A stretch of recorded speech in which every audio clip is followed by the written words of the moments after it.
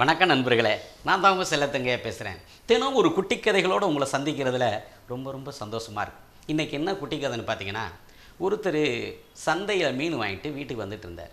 வீட்டுக்கு வர்ற வழியிலே அவர் மனசில் தோணுச்சு, இன்றைக்கி பொண்டாட்டி வேறு ஊருக்கு போயிட்டா, நம்மளும் பையன் தான் வீட்டில் இருக்கோம், இன்றைக்கி நிறையா மீன் சாப்பிட்லாம், ஒரு குவார்ட்ரு வாங்கிட்டு வர்றோம், சரக்கை போடுறோம், நிறையா மீன் சாப்பிட்டு ஜாலியாக இன்றைக்கி என்ஜாய் பண்ணுறோம் அப்படின்னு அவர் மனசுக்குள்ளே தோணுச்சுங்க.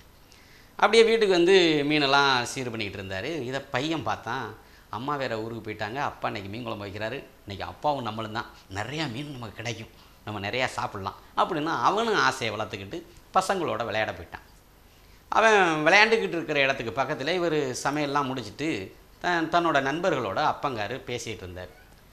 பையன் பார்த்தான், அப்பா சமையல்லாம் முடிச்சுட்டு வந்து இந்த தான் பேசிகிட்டு இருக்காங்களே, அப்போ நம்ம போய் இன்றைக்கி மீன் குழம்பு வேறு நிறையா மீன் சாப்பிட்ணும், அதனால் அப்பாவை கூட்டிகிட்டு போய் சாப்பிட்லாம் அப்படின்னு ஆசையோடு அப்பாக்கிட்ட வந்து, அப்பா பசிக்குதுப்பா வாங்கப்பா சாப்பிட போகலாம், அப்பா எனக்கு பசிக்குதுப்பா வாங்கப்பா சாப்பிட போகலாம்னு கூப்பிட்டுக்கிட்டே இருந்தான். அப்பங்காரு அங்கே அவருடைய நண்பர்கள்ட்ட, என்னன்னே தெரியலைங்க, என் பையன் மீன் குழம்பு வச்சா தண்ணியை ஊற்றிக்கிட்டு ஊறுகாயை தொட்டுக்கிட்டு சாப்பிட்றாங்க, மீன் சாப்பிட்றான்னா கேட்கவே மாட்டேங்கிறாங்க, உங்கள் பசங்கள்லாம் இப்படியா இருக்காங்க அப்படின்னு பையனை பற்றி ரொம்ப பெருமிதமாக நண்பர்கள்ட்ட சொன்னார். சரி வாப்பா சாப்பிட போகலாம்னு பையனை கூட்டிகிட்டு வீட்டுக்கு வந்தார். இவர் சாப்பாடு போட்டுக்கிட்டு மீன் குழம்பெல்லாம் அவர் ஊற்றிக்கிட்டு மீன் வச்சுக்கிட்டாரு. பையனுக்கு அந்த மாதிரி சாப்பாடு போட்டு மீன் குழம்பு ஊற்ற போனார். ஐயோ அப்பா மீன் குழம்பு ஊற்றாதீங்கப்பா, எனக்கு மீன் பிடிக்காது, நான் தண்ணியை ஊற்றிக்கிறேன்னு அவன் தண்ணியை ஊற்றிக்கிட்டு ஊறுகாயை தொட்டுக்கிட்டு சாப்பிட்டாங்க.